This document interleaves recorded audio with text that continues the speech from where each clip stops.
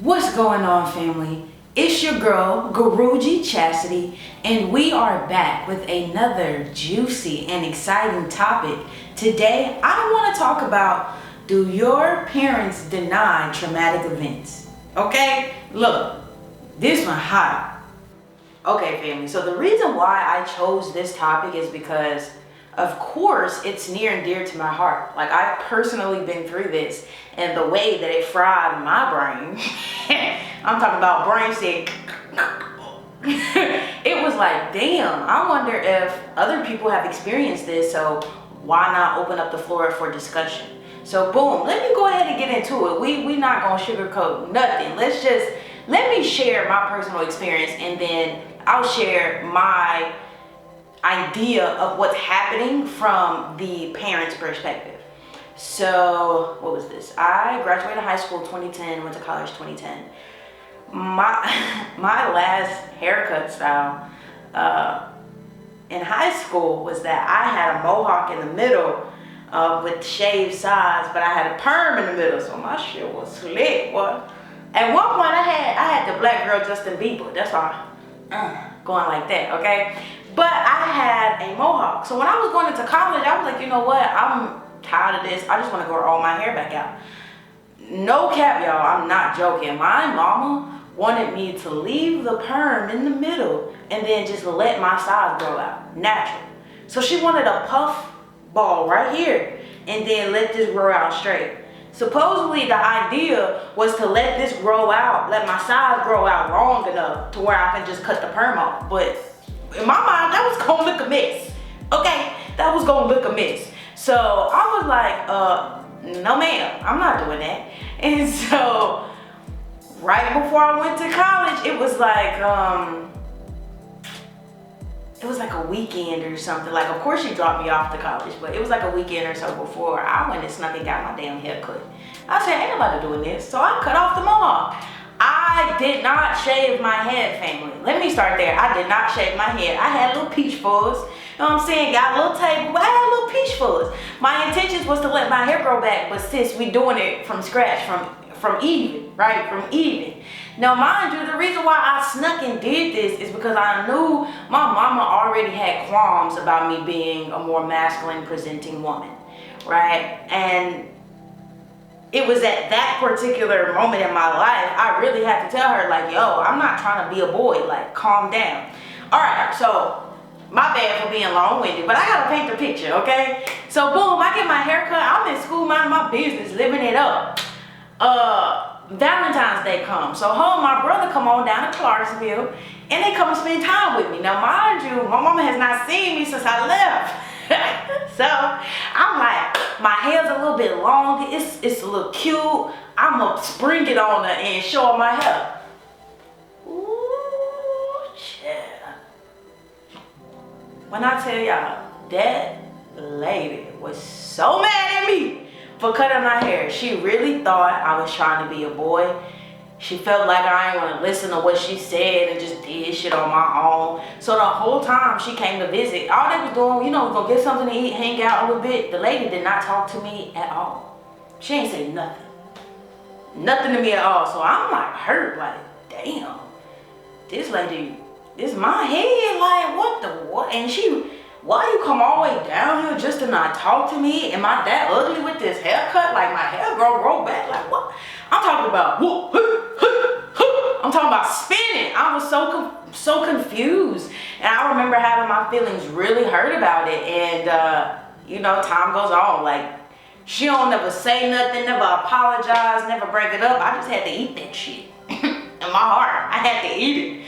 So I get older and time go on, and you know, as I was coming into my level of awareness, I didn't always come from, hey, let's talk about this.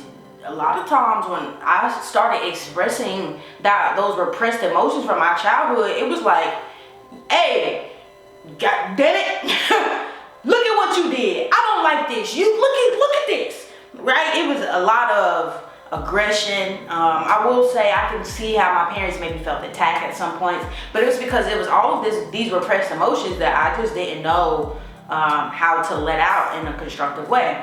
But we get to a point where I'm ready to talk about it. Like, no, sis, you made me feel some type of way about myself, right? Because I up until this time frame in my life, the last 3 years, I've always been overweight, and I haven't always enjoyed that about myself, and I don't think anybody else in my family, particularly being my mother, allowed me to live judgment-free in this uncomfortable suit I was already in to begin with. So we get to a point where I'm an adult, and I'm like, yeah, that happened, and that really made me feel some type of way about my body image and all of this. And sis say, I didn't do that. That didn't happen.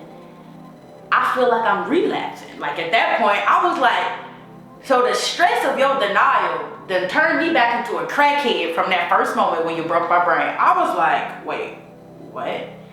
It would be a lot of times like, that didn't happen to you, no. And I'd be like, bro, what? You just gonna flat out deny that ever happened? Like, whoa. So, that's one of my big moments. That probably be like the biggest moment where that happened to me, and I was really shocked. So what I believe to be happening is that there's that cliche ass saying, especially in black households, you do what I say because I'm the adult. There's really no time and no explanation. Now, it could have took me 10 years to figure out how that was some fucked up shit as an adult. But the moment in which I did, I said something. And once I said something, I feel like that caused the parent, the adult, to look back on the situation and it'd be like, ooh, what's that TikTok? Oh, and they be doing the different shit. It'd be like that, like, damn, I did treat her like that. Or damn, I did overreact like that. And at the time, I feel like their brain is now being broken and it's too much to acknowledge like, yo, I did some fucked up shit. Not to a stranger, but to a human I said I love. And not just to a simple human I said I love, the human that came out of me, right? And I feel like just how it broke my brain to know that my mom was treating me this way or we was having this type of interaction, I feel like it breaks their brain when it's brought back to them like, dang, that was messed up. You didn't have to do me like that, right? And so I think that's where the denial comes from. And so instead of sitting in the discomfort of realizing like, that was messed up. Oh, I can see how that hurt your feelings, big dog. I'm sorry. I'm super sorry. I can't tell you exactly what I was going through, right? Instead of going through all of that, it's easier to just be like, you wild, and that did not happen. Talk about put a lock so hard on her own mind where it's like, nah, that didn't happen. Because the truth is too much or too big or too scary or too emotion filled to deal with. So it's just you would rather, right? So I've done this a lot in my Ditzer days. Even though I have a set intention, like I know for a fact that ain't how I rolled up in here. I know for a fact. I wasn't even thinking like that. That's not what was going on. Somebody would then explain to me their perception of what happened. And their perception could be mildly or vastly different from what I knew I went in there to do. I used to first be like, no, that's not what happened. Nope, I ain't do that. But that totally negates the other person's experience. Regardless if that was my intention or not, that was their experience. And so when I used to be quick to be like, no, that ain't what went down, based off of no, that wasn't what I was doing, it's like, oh, I can see how that could hurt somebody else's feelings. And so that's what I realized. I got that shit from my mom. My mom is quick to tell you that isn't what she did. My mom is quick to tell you that isn't what she did, therefore that shit didn't happen. But it's like, even though that's not your intentions or that's not what you wanted to happen, it still happened. I still experience, I still get to reflect on it. We still get to talk about it, right? And so I think it's that, right? Having to respond, having to take a second look back at your own actions and maybe apologize, maybe evaluate, maybe take a different route. It's a lot harder than just tipping the blame on somebody else and causing it to their own delusion, right? And so that's my personal experience, but that's what I feel like is happening, right? When these traumatic events are being denied to us, okay? So look, family, that was a lot. That was real juicy. Let me get some more water and we're gonna be right back. Hey fam, when I started my healing journey, I dreamed of going to a spiritual school where I could choose courses to learn from, kind of like college. So boom, I created just that. Join me at the Abundant Living Gurukul on Patreon, where you can study spiritual knowledge at your own pace. Oh, and did I mention it's one-to-one learning with me? So head to gurujichastity.com and click the Abundant Living Gurukul button and start learning your spiritual knowledge today. Today. Yo. Okay, family, so we've gotten clear on, my personal experience and what I believe to be happening. And so I hope this resonates. If this don't resonate and you don't have no story like this, go ahead and click off this damn video because you're wasting your time and you just listening to me talking. We don't want that, okay? I feel like my chapstick must be on. Excuse me. Okay. What can you do for yourself if you find that you're in a situation like this with your parents? Because this shit is uncomfortable, no cap.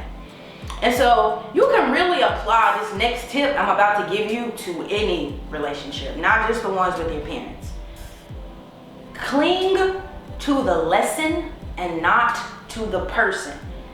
Now, in this particular scenario, that's going to be easier said than done, but it's going to be very vital because it's going to allow you to not make the situation mean something about you, right? A lot of times, I know for me, in navigating my relationship with my mom, I always thought it was on me. It was on my shoulders. If only I was better. If only I wasn't this. If only I wasn't that. If only I could do this. If only I could do that. I could make her happy. I could make everything smooth sailing. But I was placing everything on me. Everything meant something about me. And so I missed a lot of pivotal opportunities to learn and grow because I was clinging too much to pleasing one person, to making one person happy, prioritizing the pleasure of one person versus extracting the lessons. Extracting, what can I do to be better? How can I better serve myself? How can I help other people receive pleasure, but also myself, right? How can I make sure, my mother's needs and concerns were met, but my emotions weren't suppressed and overlooked? You see what I'm saying? So learning to cling to the lesson and not the person is very vital. That's also how I learned to let go of the hurt that I felt from my parents. A lot of times I would reflect back on my childhood and there were things that I wanted to point out and discuss and say, look, this is why I handle situations like this, or this is why I behave like this. I really thought that if I voiced it and got it out, and even with them, by them being the adult, they could see what I'm saying and then help me navigate it. But instead, again, that just blames another person or puts all of the emphasis on one person, where it's like, I can do this on my own.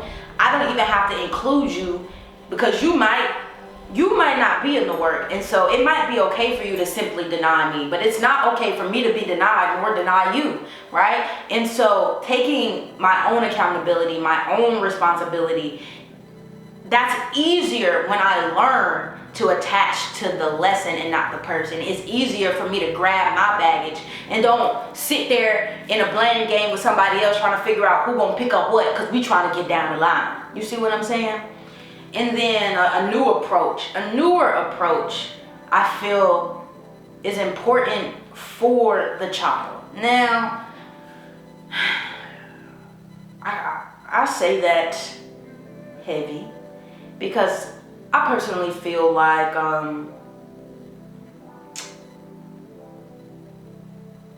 if a lot of the work is left to the child,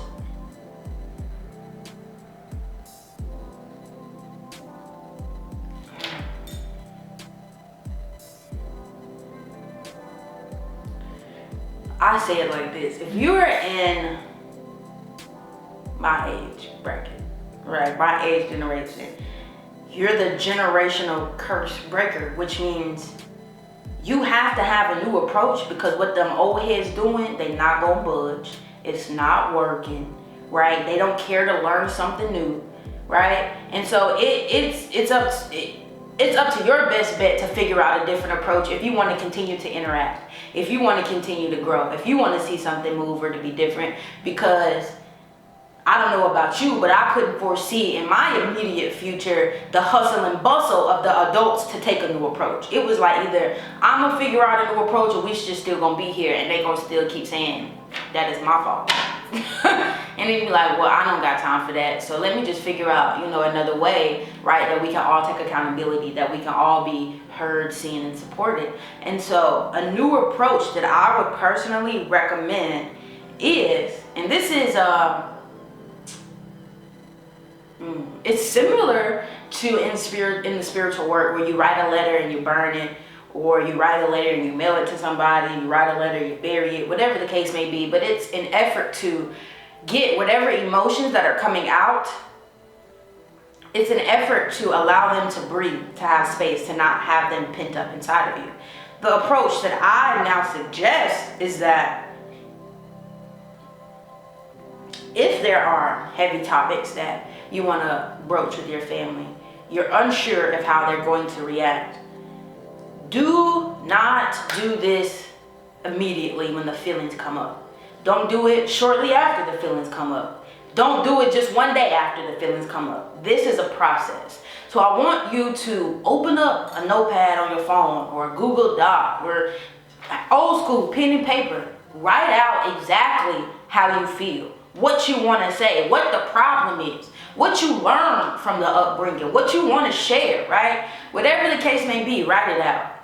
Then leave it alone for an entire day. Leave it alone, right? Because it's going to be at the forefront of your mind because it's going to be heavy information that you just kind of downloaded onto something external, right? And so that following day, excuse me, when you come back to it, now I want you to look at it and revise it. Look at it and see where all the emotion is. So imagine if you read the note as like a third party, somebody sent you this, would you be like, ooh, they mad, they coming over here with aggression, ooh, that was a little spicy? Or would you read it and be like, oh wow, I kind of see what they mean? Are you being clear? Are you expressing your needs? Or are you expressing emotions? Are you projecting your emotions onto your parents? This is why I say take a day, because if you wrote that out, right, and these were emotions that just came up, and you just spewed out them emotions, we're not talking about the root problems with your family or your whoever you're talking about this with. We're only going to be talking about them triggered emotions. We're not talking about the root cause, so we can't really get to work on it. So this is why I say sit on it for a day. Allow them emotions to be clear. Then revise that thing. Okay, revise that thing. Take out all of them emotional parts, right? You deal with your own baggage on your own. You don't spew that on anyone else because it's not their responsibility to navigate your emotions, right? But it is their responsibility to hear you, to support you, right? And so if you feel like they've done you wrong, as adults, we can have conversations and discuss it. You see what I'm saying? But we have to be clear on our part, and that makes it hard because that's when everybody get into an emotional battle of like, we sitting there in a circle and we need to get up the street and we all got 50 bags, but we want to argue about who bag first. No, dog, that's not what we're here to do. But if you get clear on, okay, I needed you to help me take bag number 4, but for some reason you started hollering at me and said you wanted to take bag number 10. I want to talk about it. You see what I'm saying? That is a clear route and a clear path and a different approach that I'm sure that you've been used to taking. A lot of times it's like those emotions come up and it's like, yo, run me, what is it? I don't know. My opportunity to be heard and seen. Wait a minute, because I need to tell you about this. That's kind of the fervor and the intensity I used to have when shit would come up and I'd be like, no, dog, y'all got me messed up. Y'all treated me like that? That's bogus. Why we ain't? And it was that aggression, that attitude that I feel like sometimes created an even bigger wedge at the moments in time when I wanted to build a closer and deeper connection with my family, right? Whew. Look, fam, I feel like this was a juicy one. I hope this really helped you. I really shared a true, real life personal experience that happened to me. Again, this topic, do your parents deny traumatic events, I felt like was imperative to share, because when that happened to me, it fried my brain at the time. When the actual event happened, then it fried my brain when they denied it later on when I was an adult. And I was curious to know if anybody else out there has experienced stuff like that, and share some tips and tools that have helped me overcome that particular situation. And so look, family, the things that we talked about in today's video is what's actually happening when you have a traumatic experience and you go to reflect on that with your parents, and then they completely deny the shit like it ever happened, right? I also shared my own personal experience, which led me to the conclusion of like, okay, this must be what's happening in their brain as the parent, right? And then I shared what you can do for you from that point, right? Once they deny it and your brain get fried, it's like, okay, you can't stay in that place, fam. You gotta bust a move, right? Because you will get stuck in that broken brain place, trying to make sense out of something that's illogical, right? And then last but not least, I shared a new approach that you can start using right here, right now, with your parents, with the loved one, whoever. If you happen to be in a situation where something popped off, then you tried to go back and talk about it and the other person act like it never happened, right? There has to be some recourse. You got to be able to do something about it. And so I shared my idea behind what's happening, what you can do for you, and a new approach to take, right? And so, look, if this video helps you, comment on it. Comment. And look, before we get out of here, let me tell you what's next. So next week, we're going to be talking about my top 3 daily activities. So you don't want to miss it. Until next time, family, I love you.